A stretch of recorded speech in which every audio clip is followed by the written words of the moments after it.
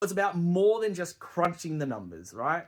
And if you want success, this is what you need to think about when you want to go and start a business. And before you go and see your accountant, this is what I really hate with accountants. Accountants go and say, hey, we're going to set up this company, we're going to have a trust, this and that.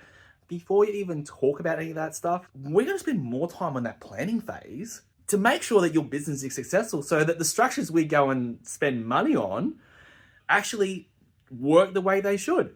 So don't even worry about whether you're going to be a sole trader or a company or a trust or whatever, that sort of stuff, right? Don't even worry about Jim Chalmers and the fact that he's ruined anything that is tax effective for a business owner. You might even be looking at going, actually, you know what? When I do the planning and look at all the numbers and I crunch the numbers, actually, there's no success in this whole recipe in this business.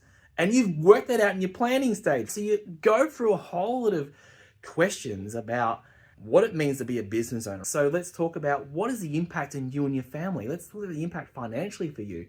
But then also, let's talk about even the capital you need to start a business. Now, capital can be anything from money to even time. And time equals money. You've already all heard that before.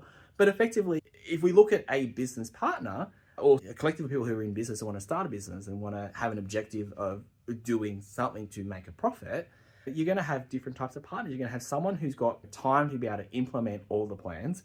You probably have someone who's got the money to put forward the cash that's needed to invest in items that are going to actually be costly to get it up and running.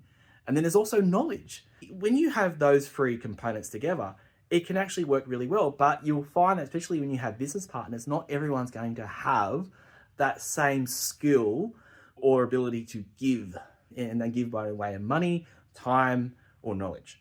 So guys, if you're thinking about starting a business, I really do plead with you that it's all in the planning.